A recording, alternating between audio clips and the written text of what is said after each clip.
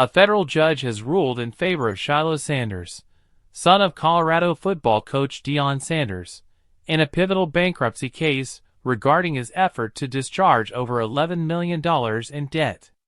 However, the case is far from resolved, as the court determined that a trial would be necessary to decide whether Sanders acted willfully and maliciously during a 2015 altercation with school security guard John Darjean.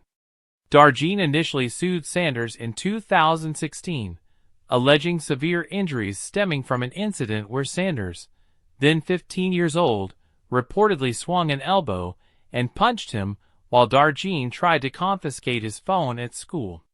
Darjean claimed the injuries resulted in lasting damage, including incontinence. In 2022, Sanders failed to appear for trial, leading to a default judgment of $11.89 million against him. Facing debt collection efforts, Sanders filed for bankruptcy in October 2023, seeking to eliminate the judgment under bankruptcy law provisions. His legal team argued the filing aimed to provide a fresh start, free from the oppressive burden of debt. Darjean contested the discharge, claiming the debt arose from a willful and malicious injury, which bankruptcy law prohibits from being discharged. Judge Michael E. Romero declined Darjean's request for summary judgment, stating that the state court's findings from the 2022 trial did not explicitly determine Sanders' state of mind or whether his actions were willful and malicious. The bankruptcy judge noted that Sanders had pleaded self-defense in the original case, but did not present evidence at trial, leaving questions about his intent unresolved. The state court order and judgment make no mention of self-defense or Sanders' state of mind, the bankruptcy judge wrote. There is no indication the state court considered whether his alleged apprehension of danger was reasonable. The bankruptcy judge also ruled that while the state court determined Sanders' actions caused Darjean's injuries, the intent behind those actions must be re-examined under bankruptcy law standards. As a result, the case will proceed to trial to address these issues, keeping Sanders' attempt to discharge the debt alive.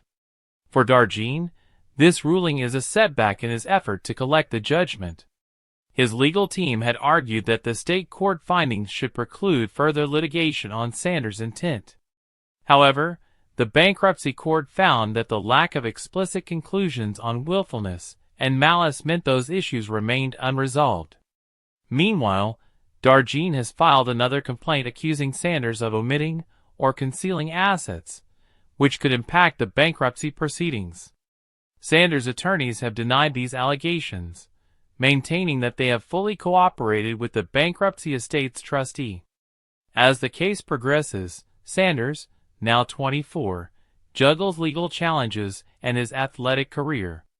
A graduate student at Colorado, Sanders will play his final college football game on December 28 in the Alamo Bowl against BYU.